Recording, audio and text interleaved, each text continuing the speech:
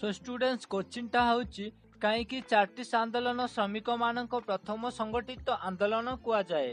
Why chartist movement was now has workers first organisation movement.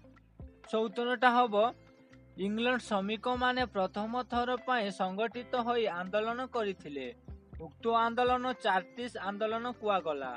1800 ख्रीष्टरे पारित संगठित अधिनियम बल श्रमिक संघ और समिति गठन तथा कार्यकारिता उपरे प्रतिबंधक लगे श्रमिक संघ गुड़िक अवैध घोषणा कर जाइथिला। हेले 1824 ख्रीष्टरे उक्त प्रतिबंध गुड़िक उठे दि जाइथिला।